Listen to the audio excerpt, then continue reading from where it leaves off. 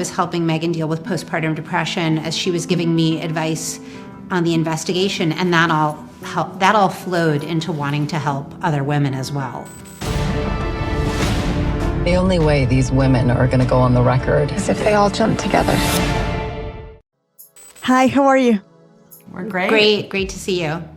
First of all, thank you very much for your time, and thank you very much for your work and for this movie. It's an honor for me to have a chance to talk with you about this story. And I would like to start by saying that you are telling a part of your story that it's so intimate and private or even painful, you know, like balancing work and motherhood or postpartum depression. There are themes that are very important. And sometimes when you share something like that, you feel vulnerable, but also feel connected with other women who have been in a similar situation. So I would like to know, did this movie help you to understand the experience of the victims at the time they decided to go on the record and tell their stories to the entire world? Well, first of all, that was a beautifully stated question. You may be a writer or something.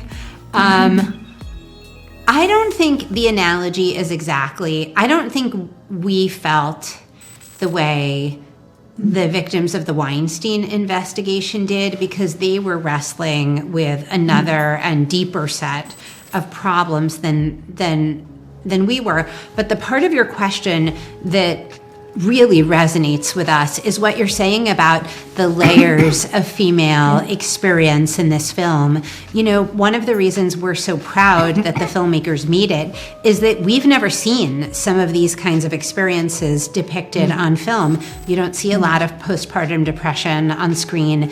And also, you don't, even though combining working with parenting is the most common thing in the world, you know, we tried to make a list of movies where it's really well represented, and you actually don't see that many of them. There aren't that many big Hollywood movies where the driving force of the action is women's professional pursuits. And so I think this movie not only shows them, but shows how your personal life and your work life was really connected. I mean, Megan and I had this bond through postpartum depression, and it was part of us wanting to help each other.